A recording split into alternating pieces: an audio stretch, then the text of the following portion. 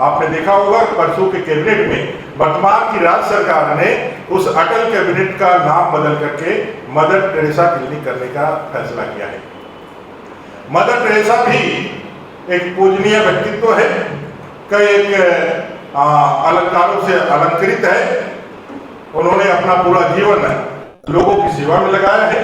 Bharatiya Janata party पूरी तरह से उनके सेवा को मानती भी है, उसके प्रति कृतज्ञता भी व्यक्त करती है। लेकिन मदर टेरेसा जी का कार्यक्षेत्र पश्चिम बंगाल से ज्यादा था। उनका जो मिशन ऑफ चैरिटी है उसका कार्यक्षेत्र दूसरे जगहों पर है। मिशन ऑफ चैरिटी जिसके तहत निर्मल हृदय एक संस्था है जो रांची में ही चलता है, क्या निर्मल हृदय में एक बच्ची के बेचने का आरोप लगा था कि नहीं लगा था? आपने एक नाम बदल के मदर टेरेसा कर दिया। एक तो विवाद को आपने पुनर्जीवित किया, विवादित करने का काम किया, और आप जिस दिशा में इस झारखंड को लेकर के जाना चाहते हैं उस रास्ते को पूरा एक बार आप दिखाने का काम आपने किया। यह क्लिनिक बदलने का काम, क्लिनिक चल रहा नहीं चल रहा है, ये तो बड़ा प्रश्न है। आज स्वास्थ्य विभाग की स्थिति क्या है? हर दिन खाट पर मरीजों का जो तस्वीर है, जो उसका जो वीडियो है वो वायरल करता है।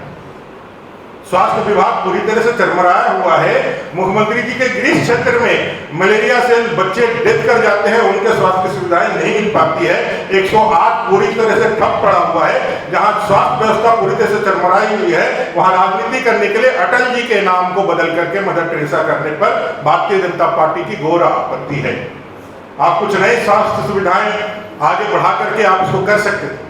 और हमें भय है कि अटल जी के नाम को बदल के मदर टेरेसा के नाम पे जो किया जा रहा है, इस क्लिनिक का उपयोग आगे चल करके उन शहरी क्षेत्रों में, उस स्लम एरिया में जहां दलित आदिवासी रहते हैं, शहरी क्षेत्र में धर्मांतरण को आगे बढ़ाने के लिए इसका उपयोग किया जाएगा। ये बात किसी से छिपी हुई नहीं है कि झारखंड के अंदर जो सबसे बड़ा चैलेंजेज है यहाँ के जनजाति दलित आदिवासियों के पास, वो है उनका मतांतरण होना। आज यदि आदिवासियों का, दलितों का मतांतरण हो रहा है और डेमोग्राफी अगर चेंज हो रहा है, तो उसका एक बड़ा कारण है कि सेवा के नाम पर जिस तरह से लोगों ने, सेवा एक बहुत ही परोपकारी शब्द है। भारतीय दर्शन और संस्कृति में सेवा जो है एक विशाल कार्य है जो मनुष्य के द्वारा संपादित करके ईश्वर की असीम कृपा प्राप्त करने की जाती है। लेकिन सेवा वह शब्दार्थ उसका हुआ है जिसमें कोई मोल भाव ना हो, जिसके खिलाफ जिसके करने के लिए आप कुछ आप लेते ना हो। भले ही आपने सेवा के बदले धन नहीं लिया, आपने जो है बिना धन के, बिना मूल्य के सेवा की, लेकिन आपने उससे भी बड़ा चीज ले लिया। वो चीज क्या ले लिया?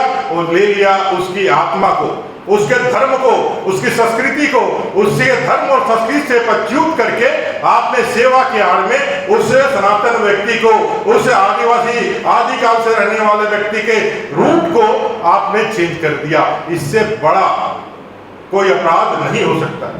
ये सरकार सरकारी संरक्षण में करे, और यदि ये एक क्रांतिकारी युगांतकारी कदम है तो मैं माननीय मुख्यमंत्री जी को चुनौती देता हूं कि अपने मुख से आपके समक्ष ये कहे कि झारखंड की सरकार ने एक ऐतिहासिक निर्णय लेते हुए अपने जो है अटल क्लिनिक का नाम बदल करके मदर टेरेसा क्लिनिक करने का किया है।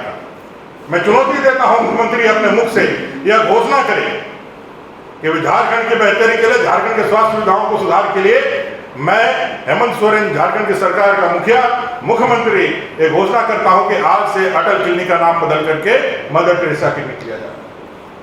ये पूरी तरह से एक षड्यंत्र है और इस षड्यंत्र का हम पूरी तरह से विरोध करते हैं। झारखंड के जनक अटल जी का अपमान भले सरकार कर ले, कांग्रेस और जेएमएम कर ले, लेकिन झारखंड की 3.25 करोड़ जनता, चाहे दलित हो, चाहे आदिवासी हो, चाहे पिछड़ा हो, चाहे अगड़ा हो, अटल जी सबके प्रिय थे। अटल जी सबके प्रिय थे। अटल जी से कोई द्वेष या कोई रोष नहीं था। भारतीय राजनीति में अगर अजात शत्रु अगर किसी को कहा गया है, जो सबके मुख में जिसका नाम हो, वह श्रद्धेय अटल बिहारी वाजपेयी थे। उनके नाम के साथ जो इन्होंने छल किया है, उसके लिए हम इसका जो घोर विरोध करते हैं। और जो यह काम कर रहा है, आप जाने होंगे श्यामा प्रसाद मुखर्जी जी का नाम बदल करके उन्होंने आप वीर बुद्धू भगत जी के नाम पर किया। जो तर्क दिया वो क्या तर्क दिया कि श्यामा प्रसाद मुखर्जी जी झारखंड के नहीं है, वो अमर सेनानी है जिन्होंने इस देश की अखंडता और संप्रभुता के लिए अपने जानों का उत्सर्ग कर दिया। उनके नाम से आपकी पीड़ा हो गई और वो भी विवादित करने का आपने काम किया। इस मामले में आप क्या तर्क देंगे?